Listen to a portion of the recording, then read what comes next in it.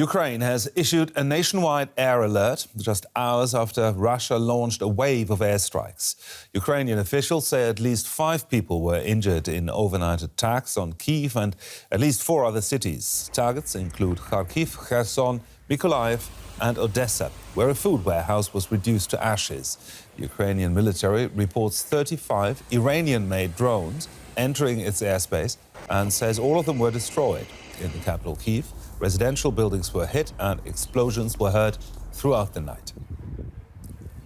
Meanwhile, the commander of Russia's Wagner mercenary group claims Moscow has promised to deliver the weapons he demanded in order to continue the onslaught on eastern Ukraine. The silhouetted mayor of Kyiv inspects the ruins of this apartment after a terrifying night in the capital. Today was one of the massive attacks to our hometown. 36 kamikaze drones fly to direction in our hometown, and thanks to anti-missile system, everyone was shot down. But not before the attack drones entered this built-up residential neighborhood. Several people were hurt by falling drone debris. Sleepless locals know it could have been much worse. There was nothing I could do. I sheltered in the corridor behind the 2 walls.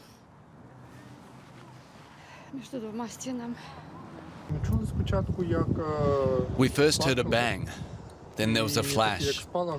The sound was as if an anti-aircraft missile was firing, then a bang.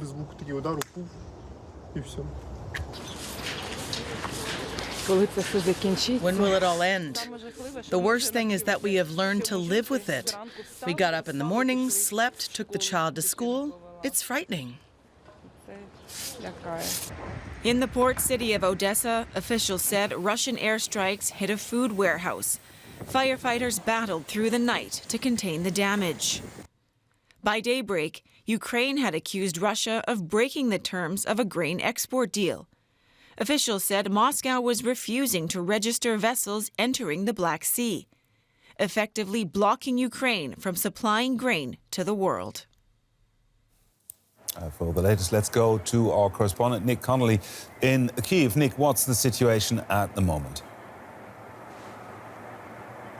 Well, for now, the last couple of hours have been comparatively calm. We've had some air raid warnings that seemingly were caused by Russian dummy flights, so they send their strategic bombers into the air, imitating the start of some kind of attack, but then return to base without releasing any missiles. I think this is all about trying to test Ukraine's air defenses, trying to work out where those radars are, trying to get Ukraine potentially to waste its very precious and very limited quantity of munitions for those air defense systems on cheap targets like drones. Last night was certainly very, very unusual in terms of the length of the air raid warning there. Those drones attacking over a period of 3 hours or so. Felt like just when everyone was getting back to sleep, thought that it was over, there would be a new bang.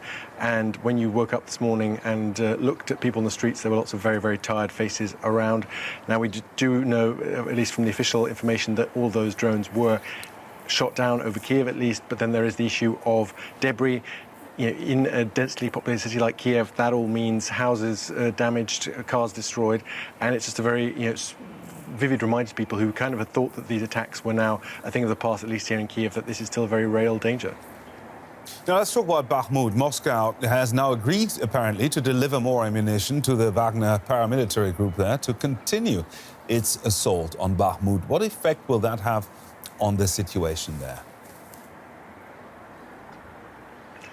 Well, I think it's kind of difficult to see if this is really, something we can take at face value, or if this is actually about just Wagner and Prigozhin being given a kind of slap on the wrist by the government in Moscow and told to stay there. Whether they will actually get the ammunition they say they need, or this is just about saving face, we don't quite know. But it does seem like, by all intents and purposes, basically the Russian attack on those remaining 10, 15, 20% of Bakhmut held by Ukrainian forces is proceeding a lot slower than it had in previous weeks, and that they are really running out of boots on the ground to keep going. And the regular Russian army or the Chechen units, none of these parts of Russia's military apparatus are willing to risk their own lives as Wagner has. So it's difficult to see how they're going to have anything to show for these huge losses in Bakhmut, let alone for tomorrow for that big Russian holiday on the 9th of May, the military holiday there. So definitely a big disappointment, I guess, there for the Kremlin that they have so little to show for so many losses over months and months.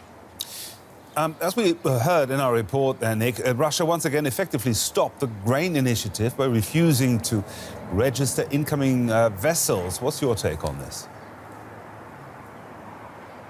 I think they've done this time and time again, maybe not as publicly. They've just basically made things difficult, made those inspections happen so slowly that it costs the logistics companies, the people shipping that Ukrainian grain out, a lot of money just wasted waiting for those inspections. I think for now they're not really willing to kill the deal outright, but they're certainly showing that they have these options to really make Ukraine suffer economically, and they're willing to use them.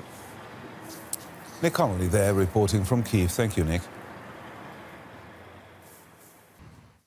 Well, for more on this, I'm joined by former British military intelligence officer Frank Ledwidge. Frank, Russia again launched missile and drone attacks across Ukraine overnight. What does that tell us? Well, good morning, Terry. I suppose it tells us a couple of things. The first thing is that Russia still has missiles, still has capability to strike Ukraine. But there's another story, of course, as well, and that is the capability of the Ukrainians to defend themselves. And this has been going on, or increasing, I should say, incrementally over the last year or so. Only recently, of course, we saw the quite astonishing shoot down of the Kinzhal missile, depriving Putin of one, or the Russians of one, a potential vector for accurate strike. And recently, the Israelis have donated, it seems, part of their Iron Dome system, which will form quite a key part of the early warning system. So the story is here that Ukraine continues to shoot down a large percentage of Russian missiles, whilst Russia, of course, retaining some kind of arsenal, strikes things like food warehouses when it can get through. The Russian paramilitary group Wagner had threatened to halt its offensive in Bakhmut unless Moscow delivered more ammunition. Wagner now says Moscow has promised it will deliver. What do you make of that, Frank? Well, General Sirski, the Ukrainian Land Forces commander, who's conducted the brilliantly successful defense of Bakhmut over the last 8 months, expects a major attack today and tomorrow, of course, Victory Day being tomorrow. The Russians want something to show for their failing campaign there in Bakhmut. And the other thing is this, when you listen there to Prigozhin raving at Shoigu, you see the kind of fractious backstabbing and mafia-like feuds that characterize the senior leadership of the Russian army and explain or constitute one explanation for the fact that the Russian army, far from being the second best army in the world, appears to be, or certainly is, the second best army in Ukraine at the moment, will continue to be so, I suspect. The lack of leadership, the lack of any sort of command authority, we see in the open there. And it says a great deal about the way Russia is, and particularly about its military campaign over the last year and a half, or year or so. Now, the head of the United Nations nuclear watchdog says he's worried about the safety of the Zaporizhzhia nuclear power plant in Ukraine. How serious is the situation there, Frank? Well, Terry, we hear lots of warnings from the IAEA, and it's worth bearing in mind a few things. The IAEA, the International Atomic Energy Agency, based in Vienna, is one of the more capable UN authorities. It's led by someone, Dr. Rafael Grossi, who's had 35 years' experience in this world, and I think we should be paying attention to him. This is not a case of crying wolf. This is a case of constant warnings by experts. The day before yesterday, Russia evacuated villages around there.